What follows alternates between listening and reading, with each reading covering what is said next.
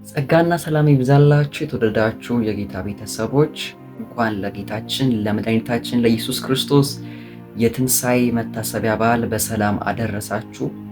ዛሬ ደግሞ በአዲስ ትምህርታዊ ቪዲዮ ተገናኝተናል። ለዚህ ቻናል አዲስ የሆናችሁ ቻናሉን ሰብስክራይብ ማድረግና ቪዲዮውን ላይክ አድርጋችሁ መጀመር አትርሱ። ወደ ትምህርቱ እንሂድ።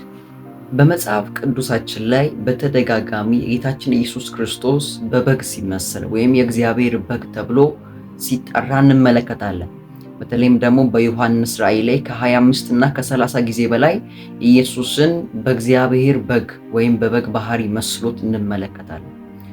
ጌታችን ኢየሱስ በበግ የተመሰለበት ትልቁ ምክንያት ምንድን ነው? መጥምቁ ዮሐንስ ጌታችን ኢየሱስን ባየው የመጀመሪያ ጊዜ ላይ እነሆ የዓለምን ኃጢአት የሚያስወግድ የእግዚአብሔር በግ ነው ያለው።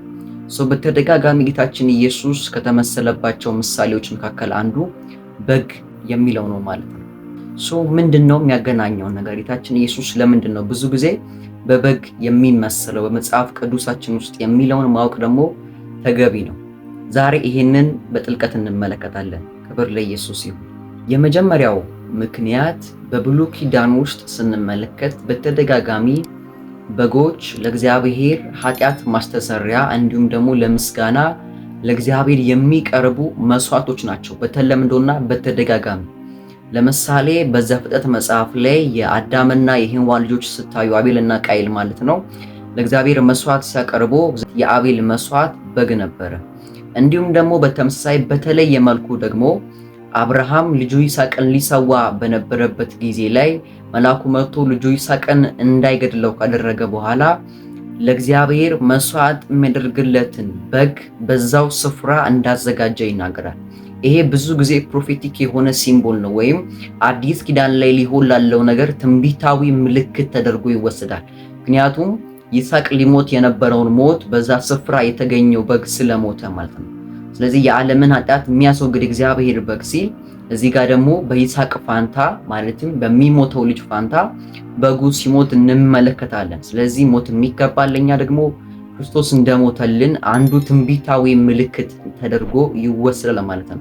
ስለዚህ የመጀመሪያው ትልቁ ምክንያት ተደርጎ የሚወሰደው በብሉይ ኪዳን ውስጥ ለእግዚአብሔር በተደጋጋሚ መስዋዕት የሚቀርበው እንስሳና በተለይ ደግሞ ከዚህ ከአብርሃም ታሪክ ጋር ተያይዞ ፕሮፌቲክ የሆነ ሲምቦል ነው ወይም ትንቢታዊ የሆነ ምልክት አለው ተብሎ የሚታመነው የመጀመሪያው ምክንያቱ ይሄ ነው። ሁለተኛው ደግሞ በጣም የሚገርመኝ በግ ካለው ካራክተር አንጻር ወይም በግ ከያዘው ባህሪ አንጻር ነው ተብሎም ይታመናል። ይህ ማለት እንግዲህ ናቹራሊ ወይም ደግሞ በተፈጥሮ የበጎችን ባህሪ ለመመልከት እንሞክር። የመጀመሪያው በግ በተፈጥሮ ወይም ናቹራሊ የታዛዥነት ባህሪ እንዳለው ይታመናል። ያም ማለት በጎች ከእረኞቻቸው ጋር ሲወጡ የእረኛቸውን ድምፅ ለይተው ስለሚያውቁ እረኛቸው ሲጠራቸው ይመጣሉ፣ ሲያሰማራቸውም ደግሞ ከእሱ ጋር አብሮ ይንቀሳቀሳሉ። እረኛቸው እንደሚያዛቸው እንደሚመራቸው ይሆናሉ። ስለዚህ ታዛዥ ናቸው ተብሎ ይታመናል። በፊልጵስዩስ ምዕራፍ 2 ላይ ለሞትም ይኸውም ለመስቀል ሞት እንኳ የታዘዘ ሆነ ይላል። ስለዚህ ጌታችን ኢየሱስ ክርስቶስ እግዚአብሔር የሰው ልጆችን ለማዳን ላለው ለዛ ዕቅድ ራሱን እንዳስገዛ ታዛዥ እንደሆነ ያውም ደግሞ ለመስቀል የሆነ ሞት፣ ያ ማለት የተረገሙ ሰዎች የሚሞቱበት ሞት ድረስ ለእግዚአብሔር ሐሳብና ዕቅድ ታዛዥ እንደሆነ በፊልጵስዩስ ምዕራፍ 2 ላይ እንመለከታለን። ይህም አንዱ የእግዚአብሔር በግ ተምሳሌት ከሆነባቸው ምክንያቶች ውስጥ አንዱ ነው ማለት ነው።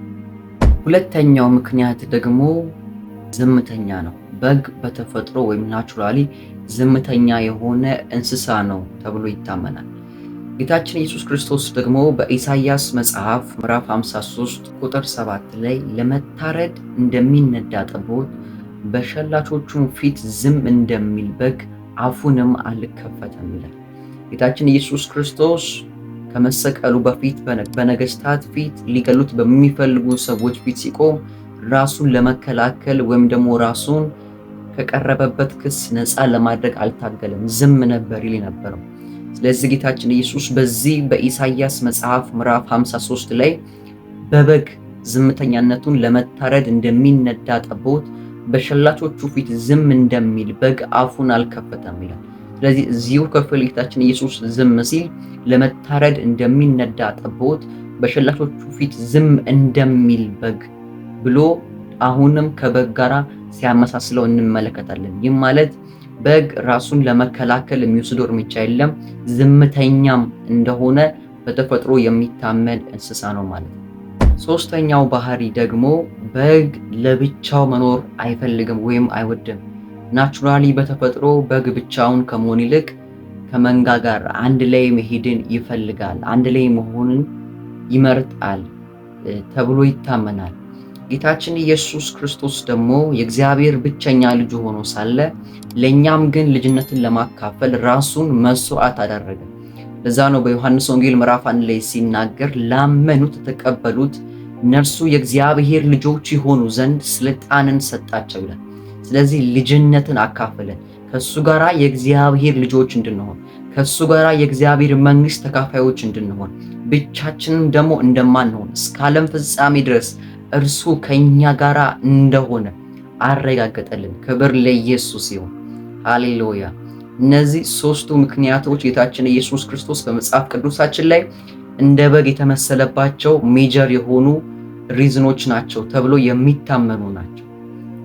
በመጨረሻም ግን አንድ ነገር ልንገራችሁ። አሁን ጌታችን ኢየሱስ የእግዚአብሔር በግ ብቻ አይደለም፣ ከይሁዳ ነገድ የሆነ አንበሳም ጭምር እንጂ።